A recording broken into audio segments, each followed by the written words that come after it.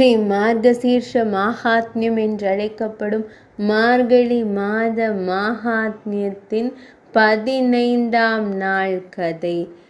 இன்றைய கதையில் பகவான் நாராயணரிடம் நாரத மாமுனிவர் கூறுகிறார், ஒரு நாள் கோகுலத்தில் அன்னை நந்தராணியான யசோதா தேவி குழந்தை கண்ணனை மடியில் வைத்துக்கொண்டு இல்ல பணிகளை செய்து கொண்டிருந்தார். அந்த நேரத்தில் கோகுலத்தை நோக்கி புயல் போன்ற சூறாவளி வந்து கொண்டிருந்தது.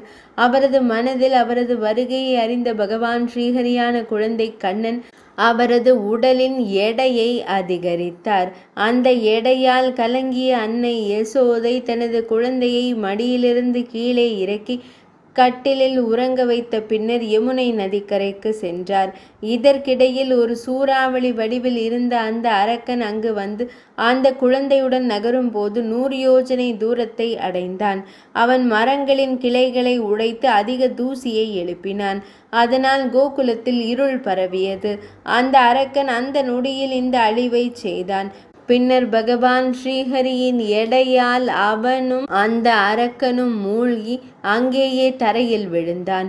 பகவான் ஸ்ரீஹரியின் அதாவது பகவான் ஸ்ரீ கிருஷ்ணரின் தொடுதலை பெற்ற பின்னர் அந்த அரக்கனும் கடவுளின் இருப்பிடத்திற்கு சென்று தனது செயல்களை செய்து அழகான இரவை அளித்த பிறகு கோலோகத்தை அடைந்தான். அவர் பாண்டிய நாட்டின் அரசர் துர்வாசர் சாபத்தால் ஒரு அரக்கனாக மாறிவிட்டார். பகவான் ஸ்ரீ கிருஷ்ணரின் பாத தொடுதலை பெற்ற பின்னர் அவருக்கு கோலோக தாமத்தில் இடம் கிடைத்தது. முனிவர் சூறாவளியின் வடிவம் முடிந்ததும் கோபியர்களும் கோப்பர்களும் பயத்தால் கிளர்ந்தெழுந்து குழந்தையை தேடினார்கள். ஆனால் படுக்கையில் குழந்தையை காணவில்லை. துக்கத்தால் கலங்கிய அனைவரும் பயத்தில் மார்பில் அடித்து கொள்ள தொடங்கினர். குழந்தையான பகவான் ஸ்ரீ கிருஷ்ணரை எங்கும் காணாததால் அனைவரும் மிகவும் கவலை கொண்டனர். சிலர் மயக்கமடைந்தனர், பலர் கசப்புடன் அழத் தொடங்கினர். குழந்தையை தேடுங்கள், அனைவரும் குழந்தையை தேடுங்கள். பாலத்தின் உள்ளே ஒரு மலர் தோட்டத்தில் குழந்தை கிடப்பதை கண்டார்கள். அவரது உடல் முழுவதும் தூசியால் நரைத்திருந்தது. தண்ணீரில் நனைந்த ஒரு ஏரியின் வெளிப்புறத்தில் படுத்து கிடந்த குழந்தை வானத்தை பார்த்து பயத்தின் துணியில் பேசிக் கொண்டிருந்தது. நந்த மகாராஜர் உடனடியாக குழந்தையை தூக்கி எடுத்து அணைத்து கொண்டார். அவரை கண்ட அன்னை யசோதை பயத்தால் மூழ்கிய துக்க நிலையில் அவர் அழத் தொடங்கினார். அந்த குழந்தையை கண்டு கட்டி அரவணைத்ததும் அன்னை ரோஹிணியும் அழத் தொடங்கினாள். மீண்டும் மீண்டும் முத்தமிடத் தொடங்கினர் அனைவரும். குழந்தையை அவள் ஆட்டவில்லை. அவனது பாதுகாப்பிற்காக மங்கள பாதையை மேற்கொண்டாள். பின்னர் அன்னை யசோதை தனது மகனுக்கு நீரருந்த வைத்தார். அதன் பின்னர் அவள் முகத்திலும் விழிகளிலும் மகிழ்ச்சி தோன்ற தொடங்கியது. நாரத மாமுனிவர் வினவினார், ஐயா, துர்வாசர் ஏன் பாண்டிய நாட்டு அரசரை சபித்தார்? இந்த பண்டைய வரலாற்றை நீங்கள் நன்றாக சிந்தித்து எனக்கு கூற வேண்டும். பின்னர் பகவான் நாராயணர் கூறினார், ஒருமுறை பாண்டிய நாட்டின் வலிமை மிக்க மன்னன் தனது 1000 மனைவிகளை அழைத்து கொண்டு அழகிய நிர்ஜல பகுதியில் உள்ள கந்தமாதன மலை நதிக்கரையில் அமைந்துள்ள மலர் தோட்டத்திற்கு சென்று மகிழ்ச்சியுடன் தன்னை அனுபவிக்க தொடங்கினார். ஒரு நாள் அவர் தனது மனைவிகளுடன் ஆற்றில் நீராடி கொண்டிருந்தார். அந்த நேரத்தில் அவர்களின் ஆடைகள் கலைந்திருந்தன. இதற்கிடையில் மகா முனிவரான துர்வாச முனிவர் தனது ஆயிரக்கணக்கான சீடர்களை அழைத்து கொண்டு அந்த இடத்தை கடந்து சென்றார். போதையிலிருந்த சஹஸ்ரதரக்ஷர் அவர்களை கண்டார். ஆனால் அவர் தண்ணீரிலிருந்து வெளியே வரவில்லை. அவர்களை வரவேற்கவில்லை. வார்த்தைகள் அல்லது சைகைகளின் மூலம் எதுவும் கூறவில்லை. இந்த அப்பாவித்தனத்தையும் ஆணவத்தையும் கண்ட துர்வாச முனிவர் அவர்களை யோகத்தை இழந்து 1,00,000 ஆண்டுகள் இந்தியாவில் அசுர ரூபத்தில் இருக்க சபித்தார். மேலும் அனந்த ஸ்ரீஹரியின் தாமரை திருப்பாதங்களை தொட்ட பிறகுதான் நீங்கள் அசுர ரூபத்திலிருந்து விடுபட்டு கோலோக தாமத்தை அடைவீர்கள் என்றும், நீங்கள் இந்திய நாட்டிற்கு சென்று வெவ்வேறு இடங்களில் உள்ள அரசர்களின் இல்லங்களில் பிறந்து இளவரசிகளாக மாறுவீர்கள் என்றும் அவர்களின் மனைவியரிடம் கூறினார். முனிவரின் சாபத்தை கேட்டு அனைவரும் அழத் தொடங்கினர். மன்னர் சஹஸ்ராக்ஷரின் மனைவியர் கதறி அழுதனர். இறுதியாக மன்னர் ஒரு பெரிய நெருப்பு குழியை கட்டினார். அதில் ஸ்ரீ தனது இதயத்தில் ஹரியின் தாமரை பாதங்களை தியானித்து பகவான் ஸ்ரீஹரியின் தாமரை பாதங்களை மனதில் எண்ணி தனது மனைவியருடன் அதில் நுழைந்தார். இந்த வழியில் சஹஸ்ரஷர் திருணாவர்த்தன் என்ற அரக்கனாக மாறினார். அவர் அரக்கனாக இருந்து பகவான் ஸ்ரீஹரியின் தொடுதலை பெற்ற பின்னர் அவர் தனது உயர்ந்த இல்லமான கோலோகத்திற்கு சென்றார். மேலும் அவரது ராணி மனிதனின் விருப்பப்படி இந்திய நாட்டில் விரும்பிய பிறப்பை பெற்றார். இந்த வழியில் பகவான் ஸ்ரீஹரியின் இந்த மகத்துவங்கள் அனைத்தும் கூறப்பட்டன. இதனுடன் துர்வாச முனிவரின் சாபத்தால் அசுர வயிற்றில் இருந்த மன்னர் பாண்டிய மன்னர் மீட்கப்பட்ட அத்தியாயமும் கூறப்பட்டது. யசோதை அன்னையின் இல்லத்திற்கு கோபியர்கள் வந்ததையும் அவர்கள் அனைவருக்கும் அவர்கள் அளித்த விருந்தோம்பலையும் குழந்தையான பகவான் ஸ்ரீ கிருஷ்ணரின் பாதங்களின் அடியால் சக்தி உடைந்து போனதையும் பகவான் ஸ்ரீ கிருஷ்ணரின் கவசத்தின் அன்பு மற்றும் மகத்துவத்தின் விளக்கத்தையும் இப்போது அறிந்து கொள்ளுங்கள். இந்த தேவரிஷி நாரதர் ஒரு நாள் நந்தரின் மனைவி அன்னை யசோதை தனது இல்லத்தில் பசியுள்ள குழந்தையை மடியில் வைத்து மகிழ்ச்சியுடன் பால் கொடுத்து கொண்டிருந்ததாக பகவான் நாராயணர் கூறுகிறார்.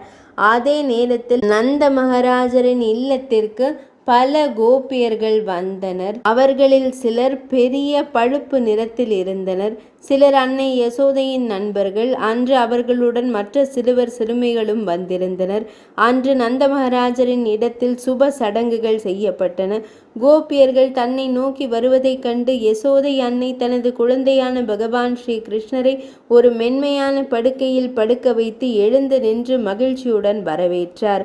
இது மட்டுமல்லாமல் மிகவும் மகிழ்ச்சி அடைந்த கோபியர்கள் அன்னை யசோதை அவர்களுக்கு எண்ணெய், குங்குமம், வெற்றிலை, இனிப்புகள், உடைகள் மற்றும் ஆபரணங்கள் அனைத்தையும் கொடுத்தார். இதற்கிடையில் மாயையின் எஜமானரான பகவான் ஸ்ரீ கிருஷ்ணர் பசியுடன் இருப்பது போல் நடித்து ஒரு சிறு குழந்தை அடிக்கடி செய்வது போல தனது 2 பாதங்களையும் தூக்கி அழத் தொடங்கினார். முனிவரே, பசுவின் பால் நிரப்பப்பட்ட ஒரு வண்டி அவர்களுக்கு அருகில் வைக்கப்பட்டது. பகவான் ஸ்ரீ கிருஷ்ணரின் பாதங்களில் ஒன்று அதை தொட்டது. விவஸ்வாம்பரின் பாதத்தின் தாக்கத்தால் வண்டி துண்டுகளாக உடைந்தது. வண்டியின் உடைந்த துண்டுகள் அங்கேயே சிதறின. இப்போது அதற்குள் அடைக்கப்பட்டிருந்த தயிர், பால், வெண்ணெய், நெய் மற்றும் தேன் தரையில் விழுந்து ஓடிவிட்டன. பயத்தால் கலங்கிய மாடு மேய்ப்பவர்கள் சிறுவனை நோக்கி ஓடி வந்தனர். வண்டி உடைந்து சிதறிய மரத்தின் கீழ் சிறுவன் புதைக்கப்பட்டிருப்பதையும் உடைந்த மோர் மற்றும் நிறைய பசுவின் பால் இருப்பதையும் அவர்கள் கண்டார்கள். யோக மாயையின் அருளால் சிறுவன் அனைத்து உடல் பாகங்களும் பாதுகாப்பாக இருந்தன. அவனுக்கு எதுவும் நிகழவில்லை. அவன் பூகம்பத்தை பற்றி கவலை கொண்டான். அன்னை யசோதை இப்போது தனக்கு சிறுவனுக்கு இந்த பாலை ஊட்டச் சொன்னார். அந்த சம்பவத்தால் அவர் பயந்து கசப்புடன் அழத் தொடங்கினார். மாடு மேய்ப்பவர்கள் அங்கு விளையாடும் குழந்தைகளிடம், குழந்தைகளே, இந்த சக்கரம் எப்படி உடைந்தது? இது உடைவதற்கு எந்த காரணமும் இல்லை. இது எவ்வாறு நிகழ்ந்தது என்று அந்த சிறுவர்களிடம் கேட்டனர். அனைத்து குழந்தைகளும், கோப்பர்களே, மாடு மேய்ப்பவர்களே, கேளுங்கள். பகவான் ஸ்ரீ கிருஷ்ணரின் பாதங்களின் அடியால் இந்த சக்கரம் நிச்சயமாக உடைந்துவிட்டது என்றனர். குழந்தைகளின் வார்த்தைகளை கேட்டு மாடு மேய்ப்பவர்களும் கோபியர்களும் சிரிக்க ஆரம்பித்தனர். அவர் வார்த்தைகளை அவர்கள் நம்பவே இல்லை என்று கூறிவிட்டு தன் கரத்தை வைத்து கவசத்தை படித்தனர். விபரா, இப்போது நான் உங்களுக்கு அனைத்து மங்களகரமான அறிகுறிகளும் நிறைந்த அந்த கவசத்தை குறித்து கூறுகிறேன். இந்த கவசம்தான் பகவதி யோக மாயையால் பகவான் ஸ்ரீ மகாவிஷ்ணுவின் தொப்புள் தாமரையின் மீது அமர்ந்திருக்கும் பிரம்மதேவருக்கு கொடுக்கப்பட்டது. அதே தலையில் யோகநித்திரர் இந்த கவசத்தை கற்றுக் கொடுத்தார். யோகநித்திரர், பிரம்மதேவர், பயத்தை நீக்குவாய். பகவான் ஸ்ரீஹரி இருக்கும் உலகில், நான் இருக்கும் உலகில் தாம் பயப்பட என்ன இருக்கிறது? இங்கே மகிழ்ச்சியாக வாழ்கிறாய். பகவான் ஹரன் செவிகள், தொண்டை மற்றும் மண்டை ஓடு இரண்டையும் காக்கட்டும். கோவிந்தர் கன்னங்களை காக்கட்டும். கேசவர் தானே முடியையும் காக்கட்டும். ரிஷிகேஷர் அதோக்ரஷ்டத்தை காக்கட்டும். கடகராஜர், தண்டபத்தி, ராசேஸ்வரர் நாக்கை காக்கட்டும். பகவான் வாமனர் அன்னத்தை காக்கட்டும்.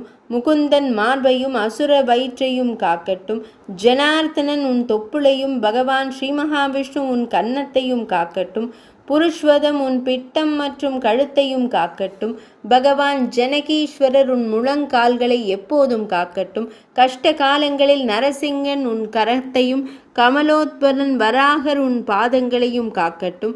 நாராயணர் உன்னை மேலேயும் கமலாபதி உன்னை கீழேயும் காக்கட்டும். கோபாலர் உன்னை பூர்வாதிஷத்தில் காக்கட்டும். 10 முக கொலையாளியான பகவான் ஸ்ரீ ராமர் உன்னை எப்போதும் அக்னி மூலையில் காக்கட்டும். 10 முகம் கொண்ட ராமர் தசமுக ராமர் உன்னை எப்போதும் காக்கட்டும். தாமரை மலரில் அமர்ந்திருக்கும் பிரம்மதேவர் உன்னை எப்போதும் வடக்கில் தன் பிரகாசத்தால் காக்கட்டும். கடவுள் உன்னை ஈஷான் மூலையில் காக்கட்டும். சத்ருஜித் உன்னை நிலம், நீர், வானம் மற்றும் உறங்கும்போது எல்லா இடங்களிலும் காக்கட்டும். நான் இந்த அறிவுரையை எனக்கு கொடுத்தேன். நிரலக்ஷ கோருக்கும் தருணுக்கும் இடையே சம்பரனுடன் போர் நிகழ்ந்து கொண்டிருந்த போது அந்த நேரத்தில் வானத்தில் நின்று நான் இந்த கவசத்தை அன்னையிடமிருந்து பெற்று உடனடியாக அவனை தோற்கடித்தேன். இந்த கவசத்தின் விளைவால் அசுரனானவன் தரையில் விழுந்து இறந்தான். நூற்றுக்கணக்கான ஆண்டுகளாக கடுமையாக போராடிய பின் சும்பன் இறந்த போது கர்பாலு கோவிந்தர் வானத்தில் நின்று கவசத்தையும் மாலையையும் கொடுத்துவிட்டு கோலோகத்திற்கு சென்றார். கல்பந்தரின் கதை எனக்கு இவ்வாறு கூறப்பட்டது. இந்த கவசத்தின் விளைவால் எந்த பயமும் இல்லை. ஒவ்வொரு கல்பத்திலும் பகவான் ஸ்ரீஹரியுடன் தங்கி இருந்ததால் கோடிக்கணக்கான பிரம்மாக்கள் அழிக்கப்படுவதை நான் கண்டிருக்கிறேன். கவசத்தை கொடுத்த பிறகு தேவி யோகநித்ரா தேவி தியானத்தில் ஈடுபட்டதாகவும் கமலோதவ பிரம்மா விஷ்ணுவின் தொப்புளில் அச்சமின்றி அமர்ந்திருந்ததாகவும் கூறப்படுகிறது. இந்த சிறந்த கவசத்தை ஒரு தங்க கருவியில் வைத்து கழுத்திலோ அல்லது வலது கையிலோ கட்டுபவர் அவரது புத்தி எப்போதும் தூய்மையாக இருக்கும். மேலும் அவருக்கு பகவான் ஸ்ரீ மகாவிஷ்ணு நெருப்பு, அரவம் மற்றும் எதிரிகளிடமிருந்து எந்த பயமும் இல்லாமல் காப்பாற்றுவார். கடவுள் எப்போதும் அவரை நீர், நிலம், இடம் மற்றும் உறக்கத்தின் போது பாதுகாக்கிறார். பிராமணர் அதே கவசத்தை நந்த சிசுவின் கழுத்தில் கட்டினார். இந்த வழியில் பகவான் ஸ்ரீஹரியே தனது கழுத்தில் தனது சொந்த கவசத்தை அணிந்திருந்தார். முனி ஸ்ரீஹரியின் இந்த கவசத்தின் முழுமையான விளைவு கூறப்பட்டுள்ளது. கடவுள் எல்லையற்றவர். அவர் தனது பக்தர்களை தனது மகிமையால் ஒருபோதும் முட்டாளாக்குவதில்லை. அவரது விளைவிற்கு எங்கும் ஒப்பிட இயலாது.